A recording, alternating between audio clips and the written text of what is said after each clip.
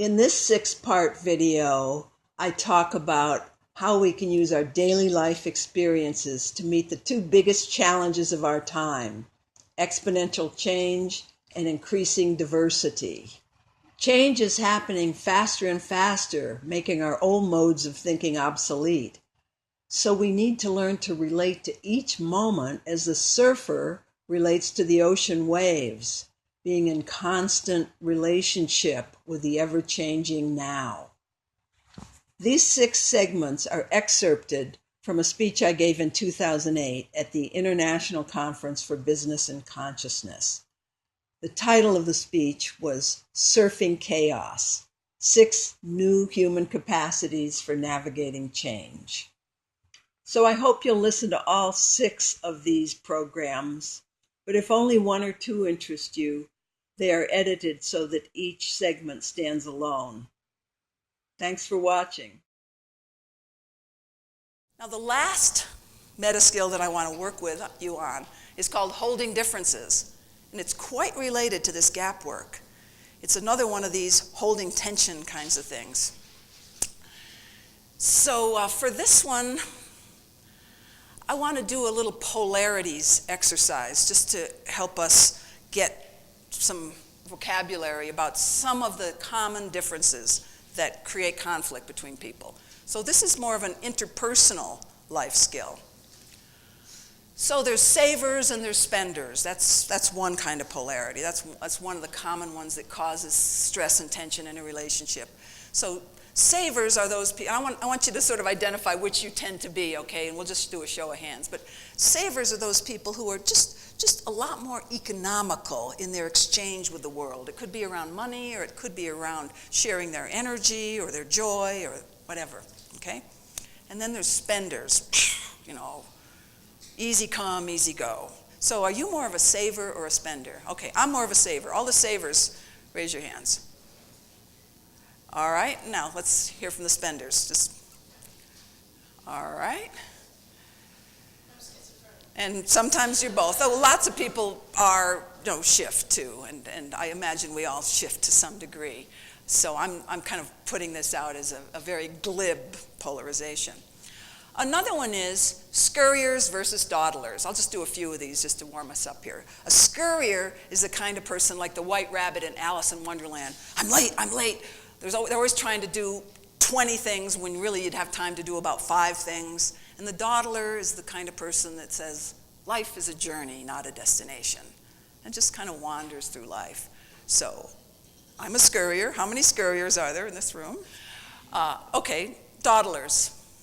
Let's see a show of hands. Do things together, like take a hike or do a project together, versus the face-to-face player who likes a lot of pillow talk and I thought about you all day. Did you think about me? And what were you thinking? And, lot of sharing. What these polarities do for us, see, opposites attract and later repel, so that we can work through that repulsion and learn to hold differences. So here's the holding differences thing.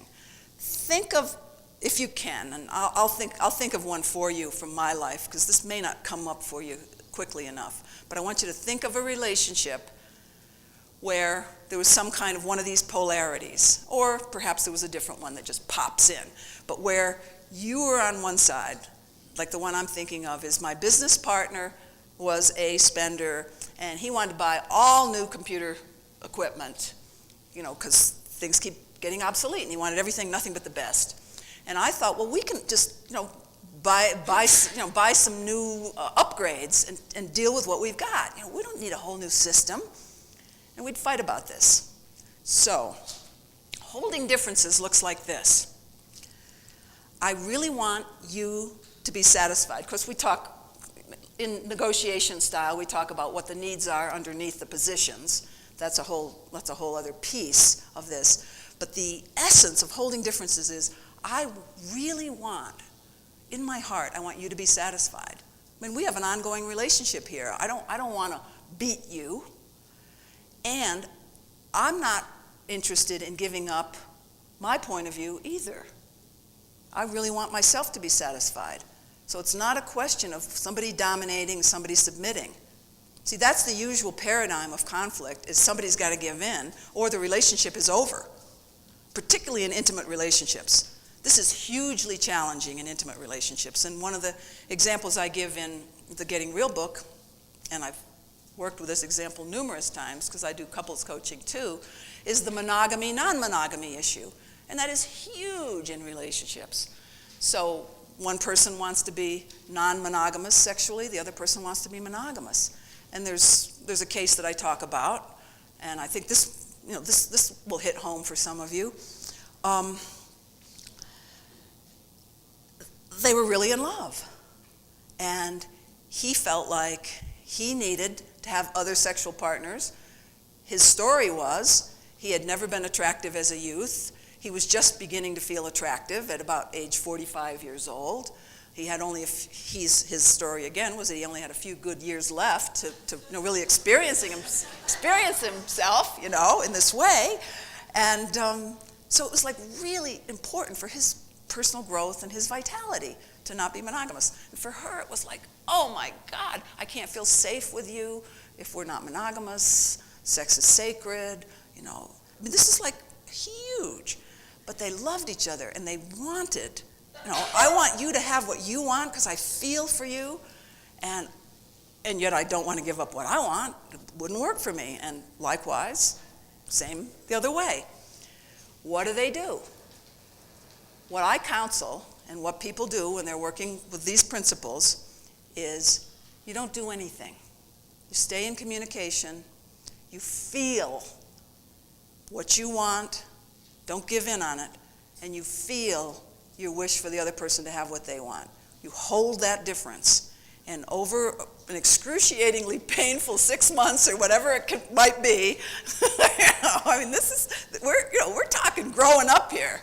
This is grown-up love, and this is grown-up business. If we're talking a financial decision where your business partner and you are really at odds, we're talking grown-up stuff here.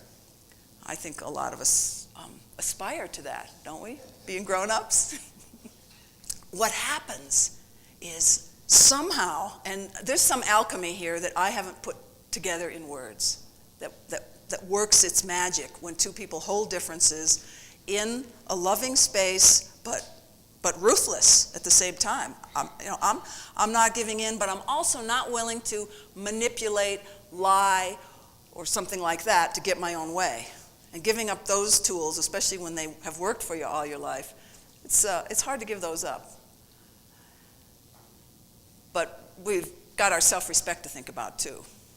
So when you hold those differences, it's amazing how something shifts. And in the case with my business partner and I over the economic discussion, we just held that difference. This wasn't as painful as the monogamy thing for this other couple, but we held that difference, and after a while, without even debating it or discussing it, a new solution emerged, which was actually we both realized that we didn't, actually both of us realized that we didn't need to be in the position that we were in.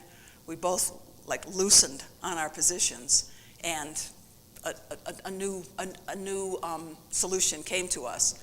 With the monogamy thing, it was amazing to me what happened there, and this has happened more than once with people that I've worked with. He realized that being honest about his need was really what was important, not doing anything about it. But I think over that period too, seeing her feelings and being able to work and get a real caring for her feelings while at the same time being absolutely not willing to say, I'm committing to being monogamous. In fact, he never did actually say, I'm committing to being monogamous. He never would do that, and he never has done that as far as I know.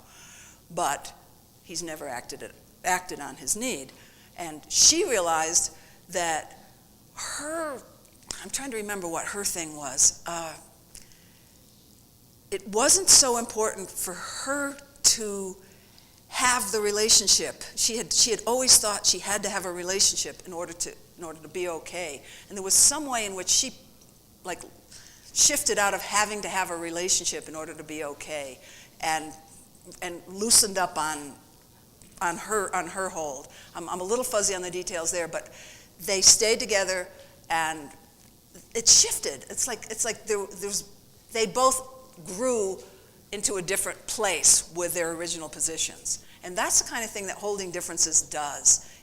It shifts you out of your positions, and it's really impossible to say exactly how that's going to happen, but what I want to say to you is it is something that's possible to do. So don't give in, don't try to manipulate to get your way, but most of all, don't jump to a premature conclusion about it.